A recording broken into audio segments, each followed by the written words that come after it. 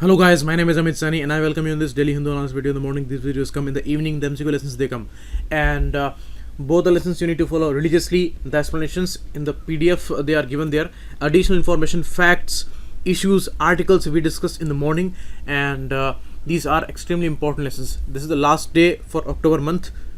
Now only 2 months are left in this year. So you have to assess your preparation level. And paid content is available at 159 rupees per month. It's a affordable one and you need to follow these important videos there for your exam preparation. Very helpful these are. And regarding these courses, the descriptions are given below the video.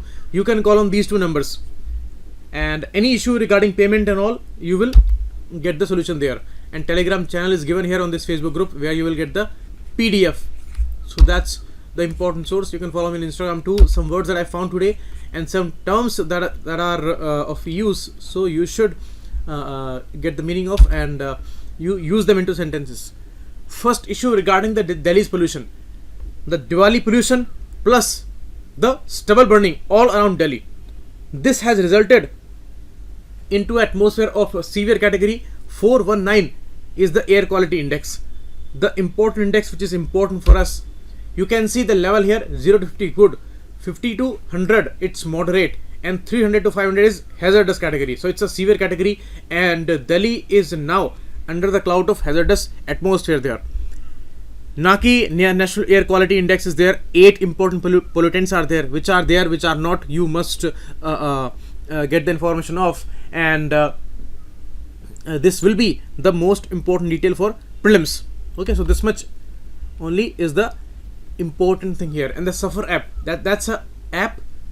It's a government run monitoring agency system of air quality and weather forecasting and research.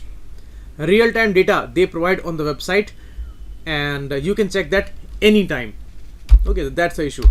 Next, today we have very less facts. We have important articles here. Articles on 2 important issues. One issue is the Justice Arun Mishra's ongoing recusal case, and actually he is not ready to recuse himself, so that case is going on. We have had 2 important articles on that. One was in the favor of recusal and one was against that, and today it is the important analysis of the case by Surit Parasharthi. So that's important and we will discuss that. Second is the article of the day, that visit of MEPs, member of European Parliament, that happened, and actually that was organized, and what kind of outcome we can expect of it, we will see that. We have had 3 important information regarding that. One is 2 are articles, one is the information there, and they are saying a lot about it.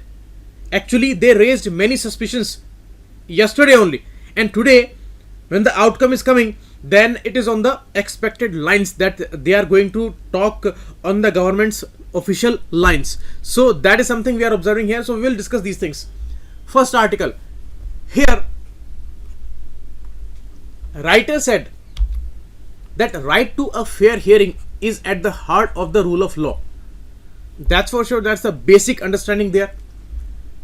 Now in India today, this notion increasingly appears to be a chimerical dream. How? Means it is not achievable in a sense. How?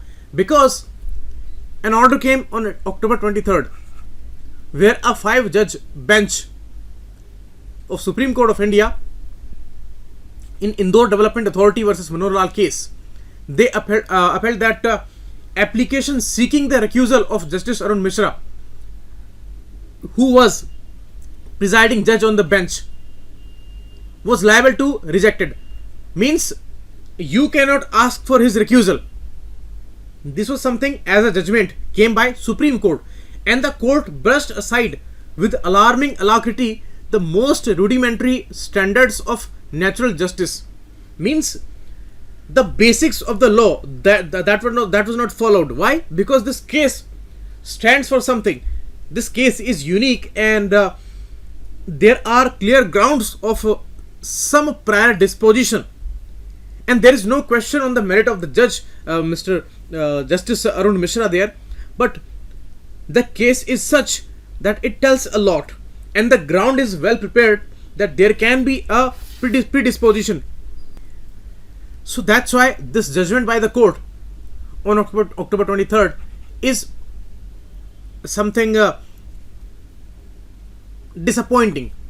Here, Justice Mishra wrote in an order which was joined by a terse concurring statement that each of the other 4 judges signed.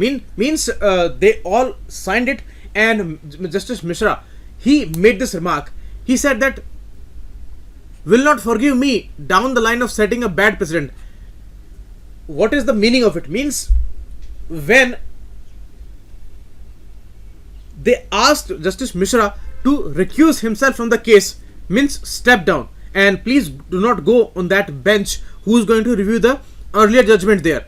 So Justice Mishra said that it will be a bad precedent if I recuse myself, if I step down from here, and it will not be good. And how the future generations will look on this decision, I do not know, but this is my moral responsibility that I stay in this case. But actually the moral responsibility according to writer is something else, and the writer is saying that there is a bigger need there, there is a bigger prerequisite there, that a judge should be reasonable, a judge should be morally correct, but he must be reasonable first. And the reason says that there are grounds there that there can be influence. Now see, fact of the case, if we see, there was a law, Colonial Era Land Acquisition Act of 1894, and that was replaced by LARR of 2013, Land Acquisition, Rehabilitation and Resettlement Act. Now what it did, this LARR, it placed a number of checks on the government's power to expropriate the property. And whose property? It is the property of the farmers there, because the land acquisition they were doing on the land of farmers. So that's why one party is the farmers and the other party was the government there. So the government's power to expropriate the property, this law LARR put some checks on that. That means it was more in favor of the farmers there. But that was brought up by UPA government, and some changes were done by the next government, the NDA present one. So it became a huge political issue, because they promised about the manufacturing and the Make in India and all these revolution in the manufacturing sector, but first thing they need for that is the land. So land acquisition was so important. But you see, the objective of any law, and in this law also, is to ensure that states' supposedly sovereign powers to acquire land is not used in manner inimical to the people whose lands are taken. Means anyhow state should not do any injustice. It should do justice with the poor farmers there. If they are taking their land, then they will be left with nothing. So the right compensation and the right way, right procedure is the prerequisite there. Now there was an article on March 1st 2018, and there also this section 24(2) was discussed. And here the main issue they discussed about the compensation issue, that if according to the 1894 law, which was applicable earlier, if 5 years or more prior to the commencement of the LARR, means before 2009, if physical possession has not been taken by the government and where compensation has not been paid, or if the government has transferred the money in the treasury but the money is not given to the farmers, then the land will stay with the farmers there, and again the sale will happen, because there are issues of compensation. The amounts they have gone very high in this time, and it will happen according to new law, means the LARR law. So this was the position, and this was settled by 3 judges bench, and they interpreted section 24(2) in a liberal manner, and it held that the word paid used in section 24(2) did not envisage cases where the government had merely deposited amount into their own treasuries. Means government has not given this amount to farmers, it is there in the treasury. So farmers still have the right on their land, so that land will stay with the farmers. So this was something construed in that case in 2014. Now in 18, what happened? When Justice Arun Mishra came, then his interpretation was totally against that, and he did not care that till 2014, means in these 4 years, 250 decisions were taken by Supreme Court and around 1000 decisions were taken by high courts across the country, and there was no problem. But Justice Mishra came and he said that the decision which was taken, that was totally against the basic principles of the law, and he made some terse statements there, and he went more in the favor of the government against the farmers. What he said, in February last year, this 3 judges bench was formed. Justice Arun Mishra was there, A.K. Goyal and Mohan M. Shantanagdor was there. This Mr. Shantanagdor, he wrote a partial dissent in the earlier judgment there, in this judgment only. So what was decided? The matter was decided as such, where a landowner refused compensation, it was sufficient if the state made a payment into government's treasury and that there was no attendant obligation on it to deposit the money into the court. Means earlier judgment said that if government has not given this money to the farmer and the physical possession is not taken, then the land will stay with the farmers. But in this judgment, according to Justice Mishra, if the money is reaching up to treasury, and even if the landowner has refused compensation, then also government's claim is right. But how it can be right? Because there can be compensation issues. If the market rate is 1 crore rupees and government wants to give 50 lakh rupees, then surely the landowner will refuse the compensation there. So how he can accept that? But here, according to the terms, if even he has refused and state has made the payment into the government's treasury, then it is the justified case for the government. So more in favor of the government.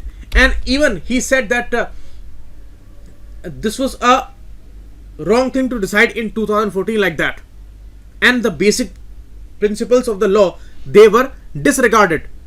This much he said at that time. Means he was very much clear in its interpretation. That was totally in an opposite way. So the writer said that interpretation can go in any direction. They may be positive, they may be negative, they may be this side, they may be that side.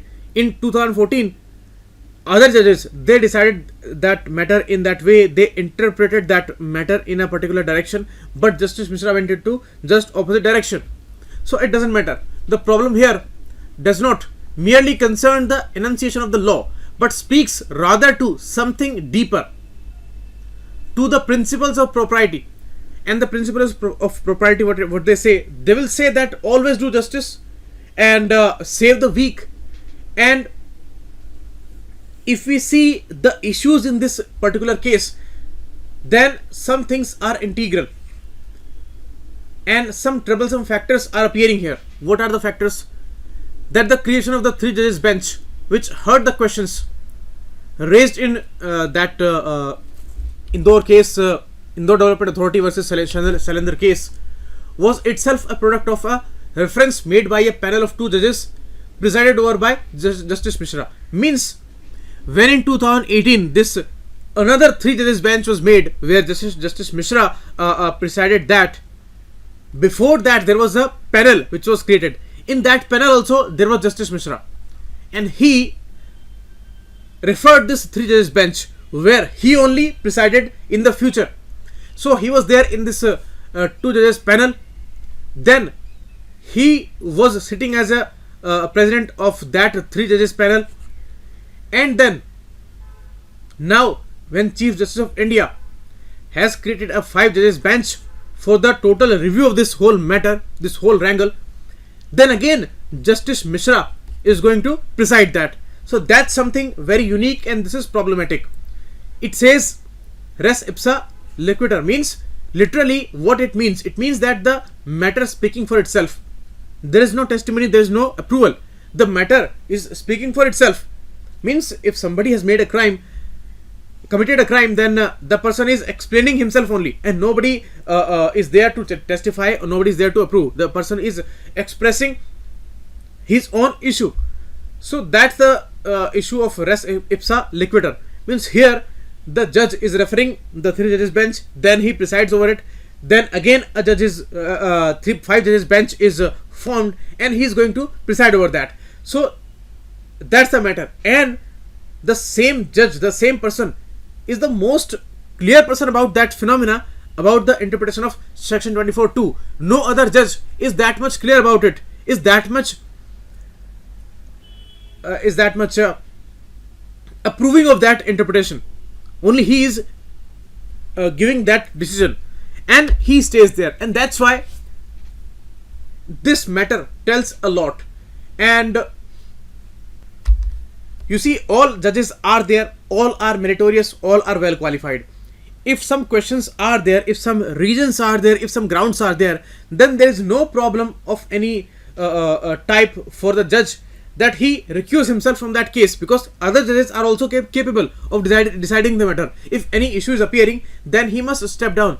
But here Justice Arun Mishra, he saved himself from that stepping down, and even he gave these kind of argument that this is my moral duty, and my soul is calling to me, and I should not give it up here, I should not step aside from this case, and I must remain in that case.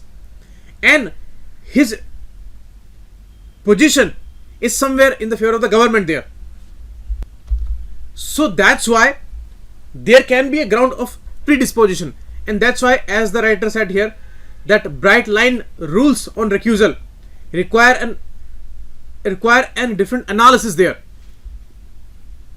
And when Justice Mishra is making an appeal to his own conscience, which he says compels him to hear the case, there are other prerequisites also.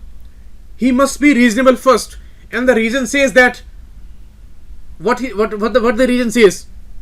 Reason says, as US Supreme Court Judge Mr. Frankfurter, he said something. What he said? He said, when there is a ground for believing that such unconscious feelings may operate in ultimate judgment, or may not unfairly lead others to believe they are operating, judges recuse themselves. So in this case also, there is a well prepared ground for some issues like there can be predispositions. Who knows? That's why to create this controversy when there are other judges available, they are equally meritorious, they are equally capable, then why to go into that controversy there? That's the issue. And when a judge is having a particular direction in a case, then there can be some feelings, and they may affect the ultimate judgment there. So that's the issue. So this is something in the article, and according to the writer, the judge must step down there, and it is going to be a reasonable thing to do, and that's the issue. Important for GS paper 2. Next, the most important issue, MEP visit that happened, and now they say terror in Kashmir a big problem. Means this is something that the government has been saying, but what was the problem? The problem was the Hindu paper was trying to go into the details there. Yesterday we had an article there, and today many writers and one big article by Karan Thapar, they are explaining this issue, that what is the problem there. When there is a statement by the government, a consistent position by the government, and the same thing is said by the delegation, now we have to inquire about the delegation there. Who are these people? Who brought them here? And why these people? Why others were not allowed there? You see, they say that terrorism is not finished yet in Kashmir, and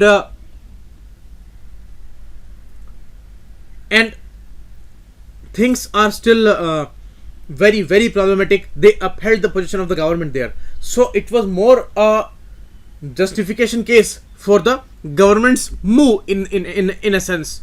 This delegation's visit that approved the government's moves there. And this was on expected lines because we saw this issue yesterday, and that article was explaining this thing, that this exercise is very suspicious, and it more looks like a PR exercise, and it is going to certainly justify the government's case there. And the same thing they did with the very next day. Now we see the article which is there on the same issue. You can see these delegates. First of all, these delegates, they belong to some right-wing parties. They have anti-immigrant, anti-Muslim stand there in Europe, and they are a minority voice. They are not majorly very influential politicians there. So these only were allowed there. Out of 27, 23 MPs they visited there.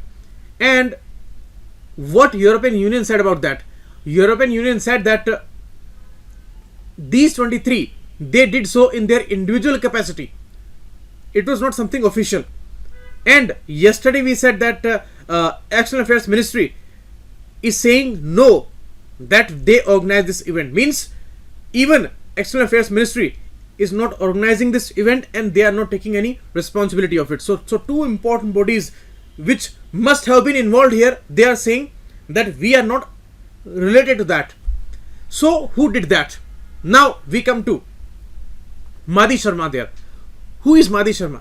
Madhi Sharma is the lady who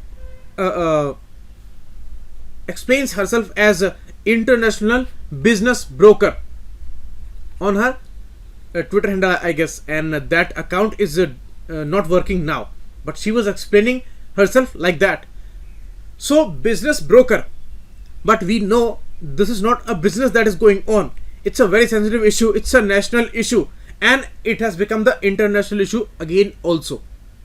As we criticized Nehru a lot about this issue, that he made this issue international, but what is this move? This is again a huge question. Next, they were drawn from these parties: the France's National Rally, Germany's Alternative for Germany, and UK's Brexit, Italy's Forza Italia, and Poland's Law and Justice Party. So these are not majorly influential parties. These are right-wingers and anti-immigrant, anti-Muslim mindset their parties they have. And another issue of Mr. Chris Davis. He is an MP, another MP from EU and from Britain actually. A Liberal Democratic Party from Britain. He was disinvited. Why? Means he wanted to come here, but he was not allowed. Why? Because he wanted to meet ordinary people without police and army security, and he wanted to get the raw information. He did not want to get influence there. He wanted to know the truth there. So he put this condition there that I will meet them in my capacity there. So he was not allowed. What he said? He said that I am not prepared to take part in a PR stunt for Modi government and pretend that all is well. According to him, these 23 people who are coming, they are pretending for the government that all is well, and they are totally a part of this PR stunt. So a PR stunt, this is something done by the business people, and to extend their network there, and sometimes they call some people there, and sometimes they pay money also to these people who will enhance their PR activities. So that is something which is a PR stunt. Why he is calling this as a PR stunt? Why? Because Madhi Sharma is the international business broker, a Brussels-based British person of Indian origin, who runs a NGO called Women's Economic and Social Think Tank. She describes herself as an international business broker. In her invitation letter, she offered a visit to Kashmir and a meeting with the Prime Minister Modi, who she claimed. What she claimed? That Mr. Modi liked to meet influential decision makers from European Union. So she arranged that issue, means she brokered this meeting there in a way. And does this suggest some form of a prior contact with Prime Minister, whether direct or indirect? That is also a question. Next, newspaper reports say the cost of visit was sponsored by hitherto little known Delhi-based International Institute for Non-Aligned Studies. Means nobody knew about this IINS Institute earlier, but today we know about its name, and this became so important an organization that it sponsored this event where these people were called, and this exercise took place there. And from where these resources came, nobody know. Where this IINS is, nobody knows, because all the gates are locked there, and nobody can get the details of these organizations. So how Madhi Sharma became so influential, and who is Madhi Sharma actually? When all the leaders, all the people, all the delegates, diplomats, politicians, nobody was allowed to go there in Kashmir. Some people who got allowance from Supreme Court, they were not allowed to say anything on that Kashmir issue. Then who is Madhi Sharma? Who is she that she became so influential that she had access to the very top? Means Prime Minister of India, Vice President of India, and Prime Minister of India in India means we know what it means, how huge this thing is. So she had access to Prime Minister, Vice President, National Security Advisor, and dined with External Affairs Minister. So this high access these people got, and she got there. So does this suggest Madhi Sharma and INSS are the fronts for the government only? That's a big question. Next, a fourth issue. Kashmiri people they met, as well as those they were not permitted access to. This is the problem. Means they met simple panchayat leaders, some students, some selected ex-servicemen, a selected women's group, and some civil society members. These people only they met. They did not meet all the ordinary people, and they did not meet the state's Chamber of Commerce Industry officials and houseboat owners or top politicians. They were not allowed to meet them. And whatever meeting that took place, that was all heavily guarded by the forces there. So it was all under some pressure. And when a single person, an ordinary person, wanted to explain the situation there, then he was silenced there. At the same moment, he was silenced, and this issue was diverted.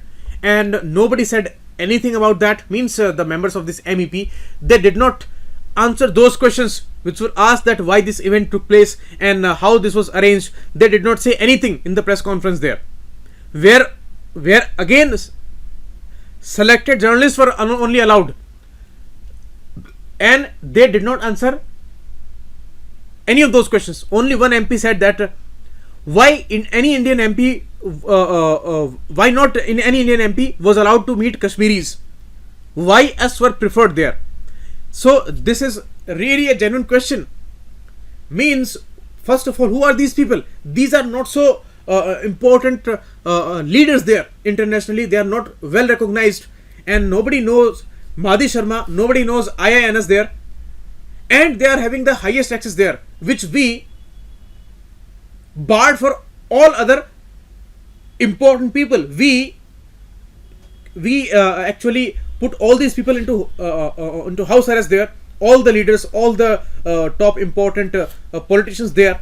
We did not allow anyone, and we are taking these people to Kashmir there, and we are trying to show that everything is great, and whatever government is doing, this is all acceptable to the international community. But this is not international community.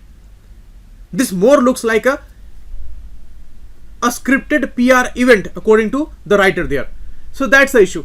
So Harman Tersh and James Hippie said that they were under this 23 member delegation. They said that they were kept away from some people. Means they were not allowed to talk to all the people, and the meeting took place under a lot of protection and pressure there.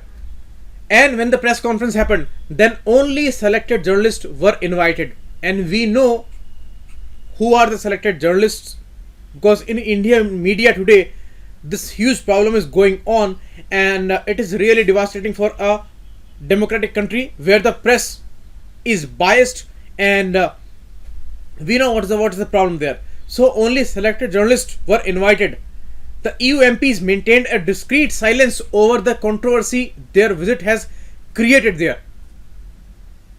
Okay, so these are something very suspicious claims, and this visit happened on a day when the UNHRC said there have been several allegations of excessive use of force, pellet firing, shotguns, tear gas, rubber bullets by security forces, and all the questions were raised regarding the Kashmir issue.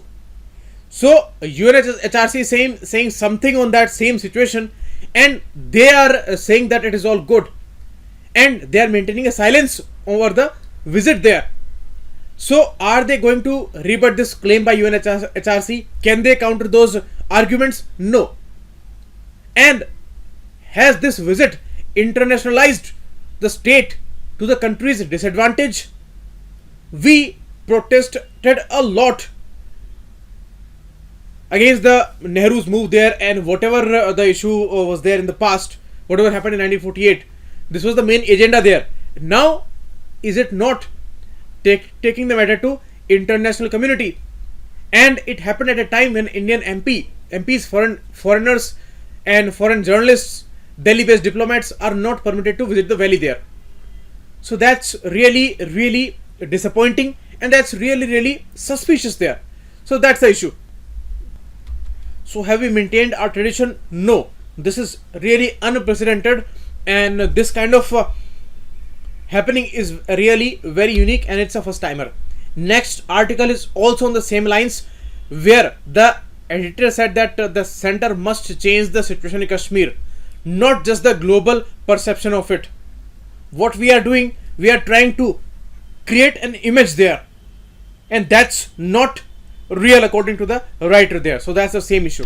Next article is regarding the India's status being a developing country or a developed country. Here there are some contradictions. You see, the definitions are not that much clear, because in WTO some criteria are there for least developed countries.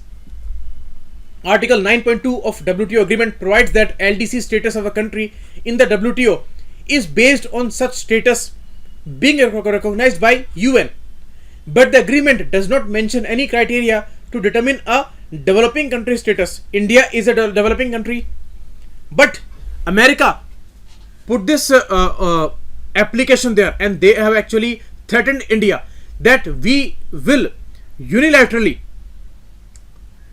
remove this status. We will not recognize India as a developing nation because India has made several claims, and there must be some concerns regarding India's line of credits also. Recently we went to Russia there in Far East, and we extended some line of credit there. That was something really noticeable, and that was something really huge. So a less developed country, a developing country, can it extend this many help to other nations, and can they claim this much progress there? No. According to international standards, no. But the domestic politics is like that. As the writer said, that our official narrative in India is that of a country making rapid development strides since 2014. But the writer said that this assertion is made to please the domestic constituency. But next, when it comes to WTO, India is trying hard to prove that it is a poor country.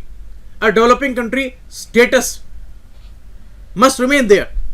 So there is a controversy. Internationally we want to stay poor, and we are showing that 300 million kids are malnutritioned, and the poverty is huge. We are struggling with many issues, and we are not able to finance many of our issues there. So we are still a poor country at large, but officially, nationally, and sometimes internationally, we are claiming so high that we are making enormous progress since 2014. So that's a controversy, and that's why this is another problem where we claimed a lot closeness to America, and America is the country which is threatening here, and they are saying that we are unimpressed by the numbers presented by India, and India is not a poor country. The GSP issue happened in the starting of this year, and now this important threat, and that's really concerning. Means we were claiming a great friendship with America, and America is threatening again and again to India. Whether we take the issue of S-400 deal, the Iran oil issue, any issue, America is threatening us again and again, and this is the additional one. And here it is the issue of status. In WTO, US has a major stake. We all know they are very influential there, and we also know that uneven level of development between developed and developing, they are there. It's a well recognized fact. So we cannot decide about this issue. So America should support India here, but it is clearly against India's stand there. So it said that India should not be given this S and DT provisions, means special and differential treatment. India is not a poor country, but India said that we are a poor country. We have this right to get this help there. Okay, and GATT, the Generalized Agreement on Tariffs and Trade, which is there, which recognizes that attaining the objective of this agreement would require facilitating the progressive development of those countries that can only support low levels of development. Means according to this issue, they will support those countries who are having low levels of development, and India says that we are having low level of development, so we are the eligible people there. But America said that India is not eligible for this help there. India is not a poor country. So in January 19, US made a formal submission to the WTO that countries like India are no more developing countries. They should not enjoy SNDT benefits. It presented data that India's GDP has grown from 0.60 trillion to 2.63 trillion in 22 years. So how we can give this status? Some criteria they showed there. They said that if a country is a member, or they are seeking accession to OECD, or they are a member of G20, or their share in world export is more than 0.5%, then they should not enjoy the SNDT benefits. And India's share in world export is more than 0.5%, it is 1.7%. India is a member of G20, and maybe in future we may be inducted into OECD. So all the criteria we are failing here. So according to that standard, we should not be enjoying the SNDT benefit. But it's also reality that 1% people are having the enormous wealth there in India, and 364 million people living in extreme poverty, multi-dimensional poverty, and GDP per capita is very, very low, and the subsidies given to farmers is also very low. So that's why this US threat is totally unjustified, and we need support there. And if America takes this unilateral action, that would be totally a violation of international law, and yet another onslaught on trade multilateralism. That's the issue. So this is all important for GS paper 2 and 3, and we will meet again in the evening. Thanks a lot. Keep watching. It was a